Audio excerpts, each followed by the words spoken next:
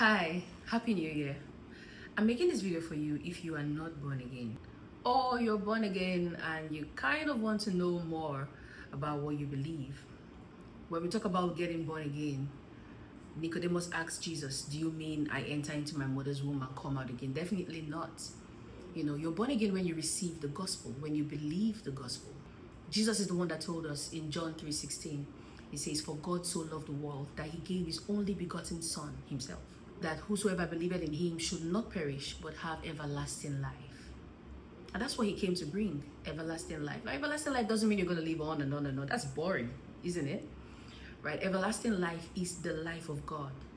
John 5:26 tells us that as the Father has life in himself, even so has he given unto the Son to have life in himself.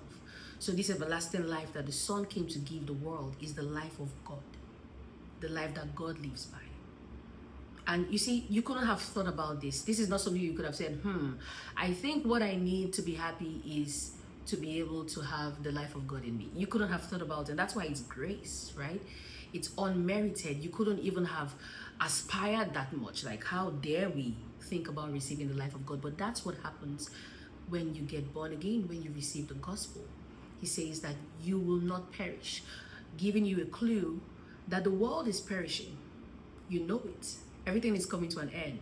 Wars and rumors of wars. People keep crying about climate change and it's getting so hot. I think this world is gonna, come to an end. And there's news of meteors coming, to the earth and saying, oh, what's going to happen now? There's AI. Oh my God, they're taking the jobs. But more than that, they're gonna destroy us. AI is gonna kill everybody. Newsflash, we have it all in the Bible. Everything is gonna pack up. Right? Everything is going to come to an end. In 1 John chapter 2 verse 17, it says, the world passeth away and the lust thereof, but he that doeth the will of God abideth forever. What is the will of God for you?